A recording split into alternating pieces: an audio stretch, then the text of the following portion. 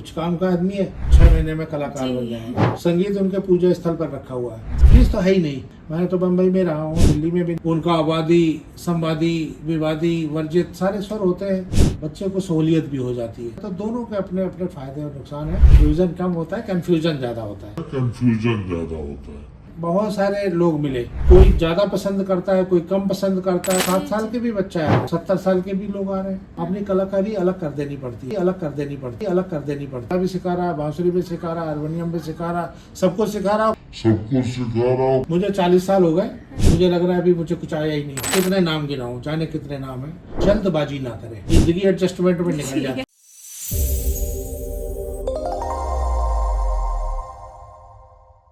नमस्कार, आप सबका स्वागत है विश्वविद्यालय वार्ता यूनिवर्सिटी के पॉडकास्ट के एक नए एपिसोड में। आज हमारे साथ हैं डॉक्टर राजकुमार त्रिपाठी सर, डायरेक्टर स्वामी हरिदास संगीत एवं नाट्य अकेडमी और यूनिवर्सिटी के म्यूजिक डिपार्टमेंट के एचओडी। आपका बहुत बहुत स्वागत है सर। Thank you. तो सर, अब आप यूनिवर्सिटी में इतने प्रख्यात संगीत के गुरु हैं, आपके गुरु कौन थे? मेरा विषय तबला है मुख्य रूप से, और मैंने 4-5 गुरुओं से सीखा है तबला। प्रथम गुरु मेरे पिताजी थे, पंडित दयाशंकर त्रिपाठी। उसके बाद में अजराड़ा घराने के महेश नाथ मिश्र जी, बनारस घराने के बहुत सुप्रसिद्ध कलाकार पंडित रंगनाथ मिश्र, जिनसे गुदई महाराज जी ने जिनके घर से सीखा, आपने नाम सुना होगा, पंडित शांता प्रसाद उर्फ गुदई महाराज, वो मेरे तीसरे गुरु थे।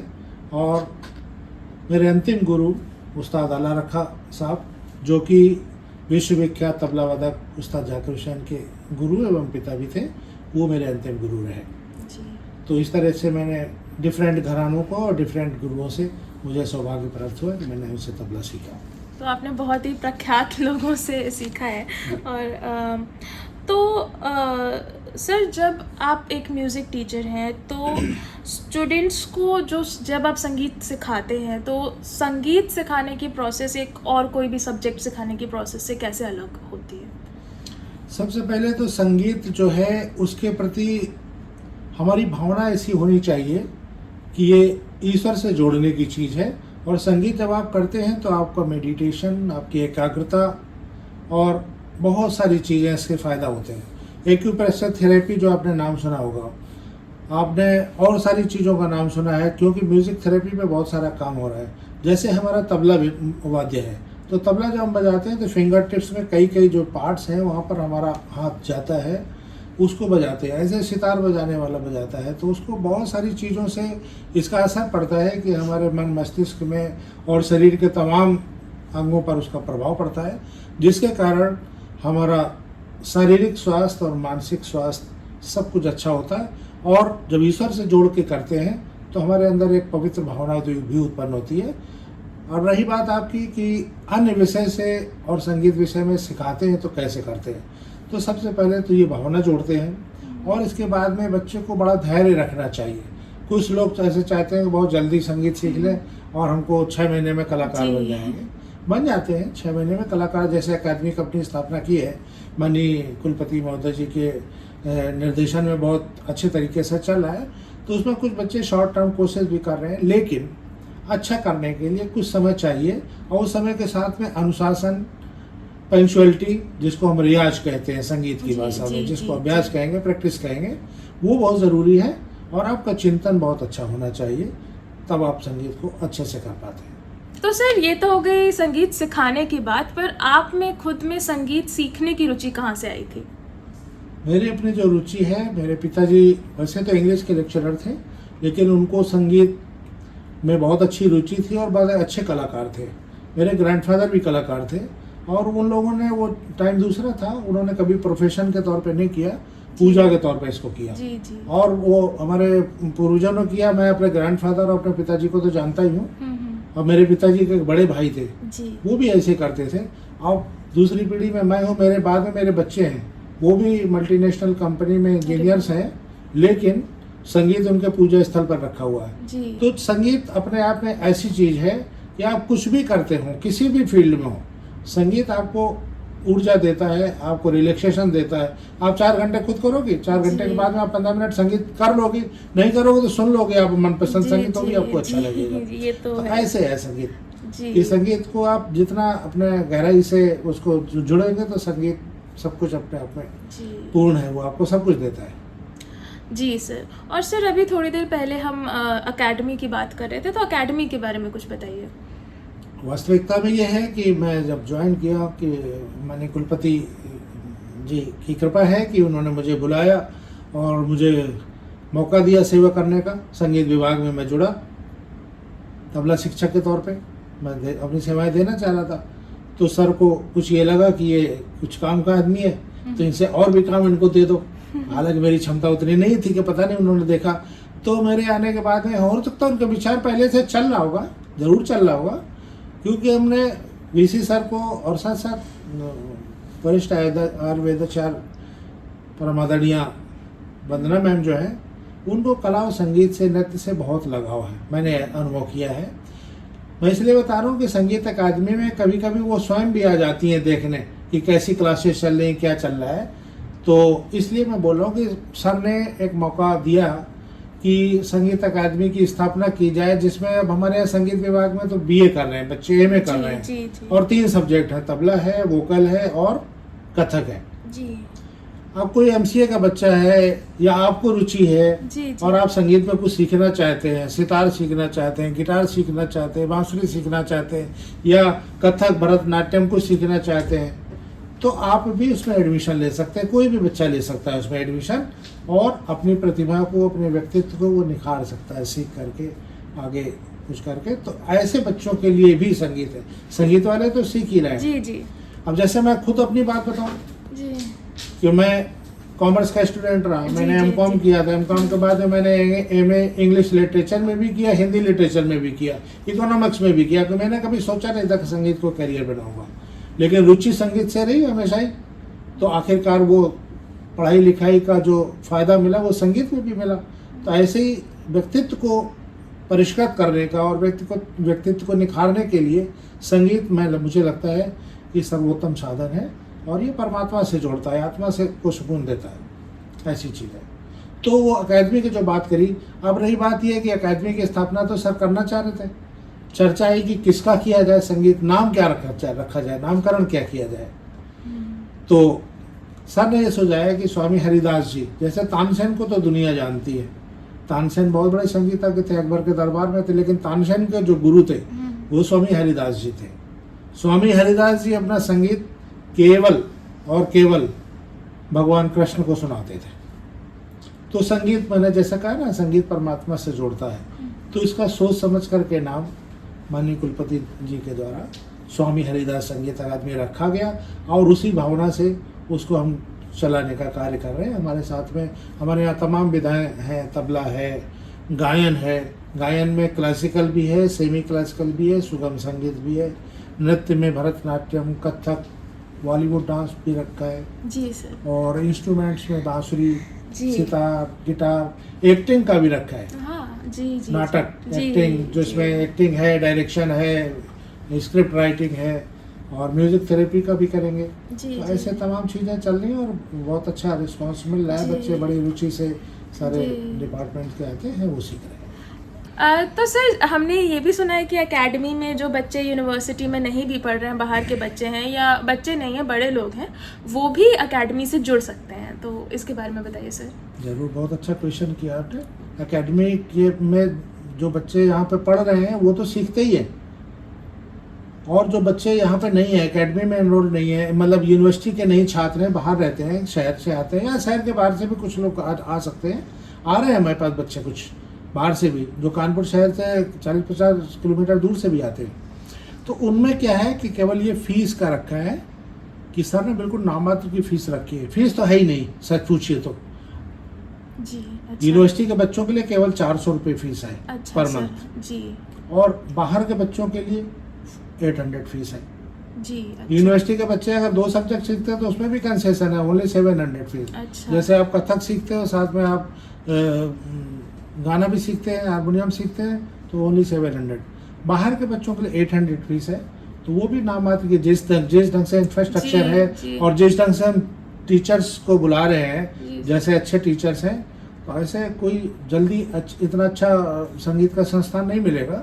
मैं तो बम्बई में रहा हूँ, दिल्ली में भी देखा है कि बम्बई वगैरह में तो 2-3 लाख रुपए फीस जमा कराते हैं, उसके बाद में कम से कम 10,000 15,000 रुपये पर मंथ फीस है। हम तो कुछ नहीं, 400 रुपये कुछ भी एक तरीके से फ्री ऑफ कॉस्ट है, मंथली 400 और 800। मंथली चार्ज जी। जी। तो बाहर के बच्चे भी, आपका सवाल ये था जी, कि जी, बाहर जी। के बच्चे सीख सकते हो, तो बाहर के बच्चे भी सीख सकते हैं। तो सर, एक पारंपरिक तौर से संगीत सीखने सिखाने में और एक यूनिवर्सिटी में एक सेट सिलेबस के अंडर जब म्यूजिक सिखाया जाता है, तो इनमें क्या अंतर होता है? दोनों चीज़ें अपनी अपनी जगह पर हैं। जब पारंपरिक तरीके से सिखाते हैं तो उसमें क्या है कि स्वरों पर और ताल पर ध्यान बहुत ज़्यादा देते हैं, और जो हमारा सिलेबस है, सिलेबस में हमको सिखाना ही सिखाना है। जैसे कोई राग है तो उसका सेट, उसके स्वर हैं, उनका वादी, संवादी, विवादी, वर्जित सारे स्वर होते हैं, ऐसे ताल में होते हैं। तो उसमें क्या है, बच्चे को सहूलियत भी हो जाती है। अच्छा। लेकिन परंपरागत जो संगीत है उसमें चाहते हैं एक ही राग चलता रहे, सालों तक चलता रहे, तो बच्चा उसमें बोर भी हो जाता है। तो दोनों के अपने अपने फायदे और नुकसान हैं, तो दोनों का बीच का रास्ता। अब हम लोग क्या करते हैं जी। कि पढ़े लिखे कलाकार हैं, तो हाँ। थोड़ा बीच का रास्ता निकालने की कोशिश करते हैं, जी जी ऐसा करते हैं। जी सर। सर, फ्यूजन म्यूजिक के बारे में आपकी क्या राय है? फ्यूजन के बारे में कंफ्यूजन ज़्यादा होता है। जी। फ्यूजन कम होता है, कंफ्यूजन ज़्यादा होता है।